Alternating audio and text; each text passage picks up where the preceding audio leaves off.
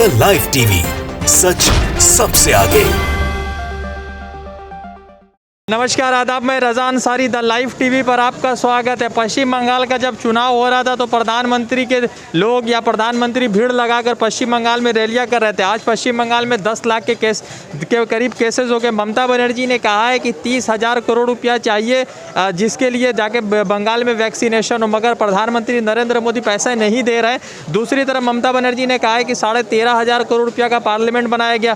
कंगना रनावत ने जिस तरह से ममता बनर्जी को जिस तरह से मॉन्स्टर शब्दों का प्रयोग किया था, उसको लेकर जो है रिजू दत्ता नामी एक्टिविस्ट ने जो है ममता बनर्जी कंगना रनावत के ऊपर जो है ये FIR रजिस्टर्ड कर दिया। तो कुछ यूथ है कोलकाता के, उनसे जानेंगे कि पश्चिम बंगाल का जब चुनाव हो रहा था तो ममता बनर्जी के ऊपर लगातार इल्ज़ाम चला। प्रधानमंत्री लाखों की संख्या में रैलियां कर रहे थे, भीड़ लगी हुई थी लाखों की संख्या में। अगर आप जो है 30,000 करोड़ रुपया जब ममता बनर्जी मांग रही है तो नहीं दे रहे। तो नया पार्लियामेंट लोगों को चाहिए या ऐसे लोग चाहिए जो सोसाइटी के लिए, समाज के लिए फ्री में ऑक्सीजन डिस्ट्रीब्यूट करे जैसे आप लोग कर रहे हैं। तो प्रधानमंत्री नरेंद्र मोदी क्यों बंगाल को इतना पैसा नहीं दे रहे? ममता बनर्जी ने आज जैसे कहा है। मुझे लगता है कि हमारे हिंदुस्तान के इतिहास में इतना खुदगर्ज प्रधानमंत्री कभी ना कभी आया था और ना कभी आएगा। आज लोग ऑक्सीजन के लिए तड़प रहे हैं, दवाइयाँ की दाम जो आसमान छू रही है, बट मोदी जी को अपने ऐश, अपना आराम, अपना नाम का ही सिर्फ और सिर्फ परवाह है। सजा के चेहरे पे वो सच्चाइयाँ निकलता है। सजा के चेहरे पे वो सच्चाइयाँ निकलता है कि जिसका झूठ पे सब कारोबार चलता है। तो मैं पहले ये पूछना चाहूँगा कि हमारे प्राइम मिनिस्टर साहब ज़रा पहले अदब तो सीख ले। बंगाल में आकर उन्होंने जिस तरह एक नेक खातून को खिताब किया, दीदी ओ दीदी, ये क्या तहज़ीब है उनकी? जिस शख्स के पास तहज़ीब नहीं वो कुछ भी नहीं कर सकता।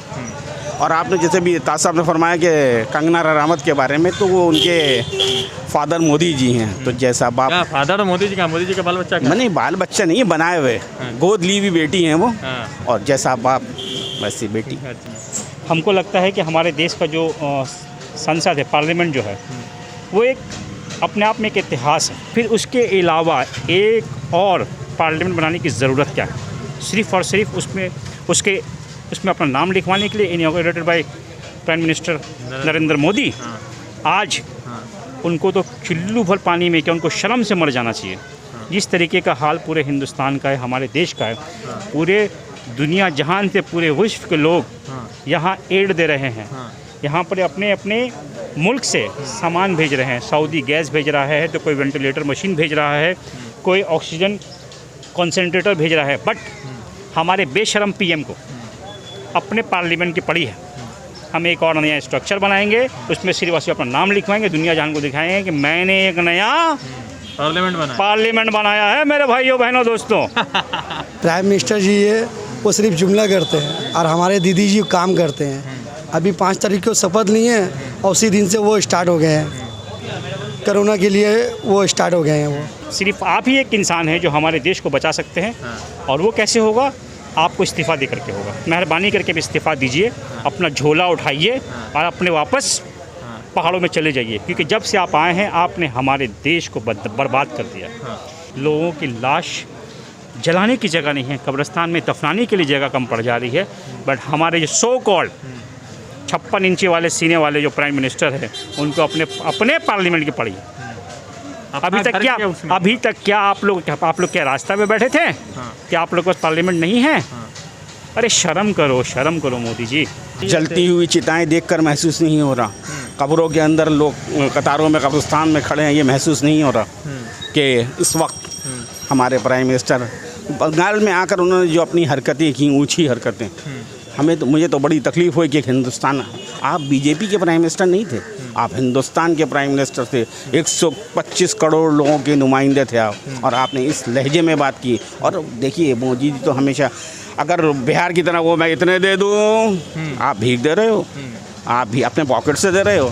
और मुझे एक बात ये बताइए, क्या हमारा पार्लियामेंट खूबसूरत नहीं है? नहीं है तो फिर क्यों नया बन रहा? जहाँ इलेक्शन होगा ये लोग पूरी अपनी तल बल छल के साथ में, तन मन धन के साथ में पहुंच जाएंगे। इलेक्शन खत्म होगा फिर इस स्टेट को पूछेंगे भी नहीं। इन लोगों का सिर्फ और सिर्फ एक ही मंशा है कि अपने कुर्सी को बचाए रखना, चाहे वो डरा के हो, धमका के हो, मार के हो, ख़रीद के हो, बस यही लोग कर रहे हैं। आज तक आप देखिएगा 2014 से आज तक क्या हमारे देश में किसी एक आम इंसान का कोई भला हुआ है? नहीं हुआ। नोटबंदी को लेकर कह रहे थे कुछ भी भला नहीं हुआ है। और ये झूठे लोग हैं, ये सिर्फ झूठ बोलते हैं लोगों के। आज देखिए ना, आज इनके झूठ की वजह से इन लोगों ने ऑलरेडी ऑक्सीजन प्लांट बनवाने के लिए टेंडर निकाला था। निकालने के बाद इन लोगों ने उसमें पैसा नहीं छोड़ा, जैसे कि मैंने एक न्यूज़ में देखा। पैसा नहीं देने की वजह से बहुत सारा ऑक्सीजन प्लांट नहीं रख सका है। आज अगर जो लोग हिंदुस्तान के मरे उसके जिम्मेदार ये हैं। तो सब कुछ बेचने के बावजूद लाशों की सौदागरी कर रहे हैं। ऐसा शब्द क्यों कर रहे यूज़ कर रहे प्रधानमंत्री के बारे में? मैं प्रधानमंत्री जी के बारे में मुझे तो अफसोस होता है कि वो हमारे मुल्क के प्रधानमंत्री हैं। 125 करोड़ की नुमाइंदगी कर रहे हैं और पूरी दुनिया उन्हें देख रही है। लेकिन वो किसे देख रहे हैं? सिर्फ दो शख्स को, एक अंबानी जी को, एक अडानी जी को। अगर अंबानी जी को नहीं देखते तो जो सऊदी अरब से गैस आई थी, जो ऑक्सीजन आया था, उसमें रिलायंस का लेबल क्यों लगा? इसका जवाब देंगे? तो उससे क्या रिलायंस का सऊदी अरब में जाके रिलायंस ने बनाया था क्या ऑक्सीजन वहाँ? वो ये तो आप बताइए, यही तो मैं पूछना चाहता हूँ। ये तो आपको पूछने पड़ेगा। जो टैंकर में जो लेवल लगा के आया है रिलायंस अंबानी का, वो आप पूछिएगा जाके उनसे कि ये अपने घर में बनाए थे या सऊदी अरब से वो आया, या हो सकता है अपने ही घर में बनाए हैं, सऊदी अरब का खाली नाम हो रहा है। 10 लाख केसेस पश्चिम बंगाल में हो गए। ममता बनर्जी ने 30,000 करोड़ रुपया का एड मांगा है सेंटर से, सेंटर नहीं दे रही है। तो सवाल यह है कि ममता बनर्जी ने कहा है कि नया बिल्डिंग बनाने के लिए जो है 13,500 करोड़ रुपया है, मगर बंगाल के लोगों को वैक्सीनेशन के लिए 30,000 करोड़ रुपया नहीं है। तो जब रैलियाँ कर रहे थे तो लाखों की संख्या में आ रहे, तब तो सोनार बंगला बना रहे थे, अब नहीं बनाएंगे शायद। देखिए, इससे पहले भी इन लोगों ने बिहार में, जब बिहार में इलेक्शन था, वहाँ इन्होंने वादा किया था कि ये लोग फ्री वैक्सीन देंगे। दिए नहीं। देखिए, ये जो सरकार है न, सिर्फ इलेक्शन वाली सरकार है। ये लोग आपको, इनकी जो पूरी टीम आपको इलेक्शन के वक्त पे नजर आएगी हर एक स्टेट में। उसके बाद ये लोग सिर्फ अपने बारे में सोचते हैं। हम दो और हमारे दो, उनके बारे में सोचते हैं। किस तरीके से इन लोग दोनों का, हमारे पीएम और हमारे एचएम का रोजी रोटी चलता रहे और किस तरीके से इनके दोस्तों को मुनाफा होता रहे पूरे हिंदुस्तान में। पूरे हिंदुस्तान को ये लोग एक खरीद रहा है, दूसरा बेच रहा है। इन लोगों ने ये जो बेचने खरीदने वाले सब लोग गुजरात के हैं, सब एक जगह के हैं और सब नौटंकी हैं, सब चोर हैं, जिनकी वजह से आज हम लोगों के देश का ये हालत है। आज आप देखिए, अगर जिस तरीके से इन लोगों ने पैसा की बर्बादी की है नाम बदलने में, प्रतिमाएँ बनवाने में और फालतू के सामान को खरीद बेच करने में, अगर ये सब नहीं किया होता, इसके जगह पे हॉस्पिटल्स बनवाए होते, ऑक्सीजन मशीन लगवाई होती, तो आज हमारे बहुत सारे लोग, हज़ार लोग जिनकी जानें गई हैं, आज बचे होते। अच्छा, इन लोगों को देखिए, इन लोगों के पास ना ही इन लोग अपने, इन लोगों के पास ना अपना है, ना कोई सगा है। इसीलिए इन लोग दूसरे के बारे में भी नहीं सोचते हैं। इन लोग सिर्फ अपने बारे में सोचते हैं, अपने लिए जो बेहतर होता है वही करते हैं। नया पार्लियामेंट बना रहे हैं, अब देखिए उसमें पार्लियामेंट में किनका फ़ोटो लगता है? गांधी जी का लगता है या मोदी जी का लगता है? गोडसे जी का लगेगा। गोडसे जी का लगेगा। कि हमारे इस देश की जो बड़ी बड़ी पार्टियाँ हैं, उनको इन लोगों के खिलाफ केस करना चाहिए और जितने भी लोग मरे हैं, सबके मर्डर के केस में इन लोगों को अंदर करवाना चाहिए। इन लोग के वजह से पूरे हिंदुस्तान के लोग आज मर रहे हैं। पूरे जो लोग मरे उसमें ना कोई हिंदू है ना मुसलमान है, सब इंसान है। इन लोग किसी के भी नहीं है, ना ही ये हिंदुओं के हैं, ना ही ये मुसलमानों के। ये लोग किसी के नहीं, ये लोग अपने नहीं हुए, ये लोग दूसरे के क्या होंगे? जवानी में घर छोड़ के भाग गए, जब शादी हुआ बीवी को छोड़ दिए, तो आपके हमारे और क्या होंगे? तो ये बंगाल के लोगों का वोट चाहिए, मगर बंगाल के लोगों के लिए ऑक्सीजन, इन लोगों को सिर्फ हर जगह के लोगों का वोट चाहिए, इन लोगों को लोग नहीं चाहिए। बस इन लोगों की मंशा है, या इन लोगों का यही एक सिस्टम है कि किसी भी तरीके से कहीं भी सरकार बना लेना, चोरी कर करके, ज़बरदस्ती कर करके, पैसे से ख़रीद करके, मरवा करके, उसके बाद बोलते हैं ना कि आत्मनिर्भर में छोड़ दें। आत्मनिर्भर तो पाकिस्तान या सऊदी अरब से जो गैस ले रहे तब इनकी इज्जत नहीं जा रही है, मगर जब कोई बोल देता है तो उसको पाकिस्तान ज़रूर भेज देते हैं। देखिए, इनका जो बोलते हैं ना कि ये लोग आज जिंदा अगर हिंदुस्तान में हैं, आज इन लोग का अगर सरकार हिंदुस्तान में, वो तो पाकिस्तान की वजह से। क्योंकि जब इन लोग का इलेक्शन आता है, ये लोग पाकिस्तान को याद कर लेते हैं, इलेक्शन पाकिस्तान से हमला करवा लेते हैं, जाके सर्जिकल स्ट्राइक करते हैं, इन लोग इलेक्शन जीत जाते हैं। इन लोगों का देखें तो सबसे बड़ा जो सपोर्टर या इन लोगों को बोलते हैं ना बैसाखी, वो पाकिस्तान है। जिस बैसाखी को लेके लोग पूरे हिंदुस्तान में राज कर रहे हैं। ममता बनर्जी ने कहा है कि 30,000 करोड़ रुपया चाहिए, क्यों नहीं मिल रहा है ममता बनर्जी को? कैसे देंगे? उनको अभी अपना वो बनवाना है, पार्लियामेंट बनवाना, अपना घर बनवाना है, तो दिखाना है कि भैया हम, मतलब I am the one, I am the king and I am the. 100 साल बाद भी इतिहास में उनका नाम रहेगा कि नया पार्लियामेंट हमारे श्री मोदी जी ने बनवाया था। मगर उस वक्त पे यहाँ पे कितने लोग मरे थे, उनकी जो हाय बद्दुआ है वो ज़ाया नहीं जाएगी। याद रखिए मोदी जी, आपका भी जो एंड है ना, वो बहुत ख़राब होगा।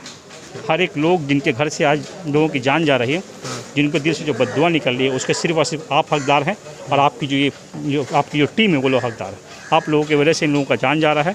आप लोग याद रखिए, आप लोगों का अन्न भी बहुत जल्द और बहुत ख़राब होने वाला है। ना ही आप लोगों को वोट मिलेगा, ना ही उस टाइम ऑक्सीजन मिलेगा। आप लोग दिन और दुनिया दोनों जगह से ख़त्म हो जाइएगा। लगातार पश्चिम बंगाल के बाद भी अभी तक सियासत का पूरा बाजार गर्म है। जिस तरह से ममता बनर्जी ने कहा है कि 30,000 करोड़ रुपया बंगाल के लोगों को वैक्सीनेशन के लिए चाहिए, मगर वो पैसा दिया नहीं जा रहा है। ममता बनर्जी ने फंड के लिए मतलब कि चिंता जताई है, फंड रेस करने की बात कही है। दूसरी तरफ प्रधानमंत्री को लेकर ममता बनर्जी ने कहा है कि बंगाल को कैप्चर करने आए थे, मगर पूरा हिंदुस्तान को बर्बादी के दहाने पर खड़ा कर दिया। दूसरी तरफ कंगना रनावत के ऊपर FIR रजिस्टर है। अब देखते हैं कि आने वाले दिनों में बंगाल चुनाव को लेकर किस तरह से अपडेट आता है। रज़ा अंसारी की रिपोर्ट द लाइव टीवी के लिए। जुड़ते दूसरे अपडेट के साथ, धन्यवाद। द लाइव टीवी, सच सबसे आगे।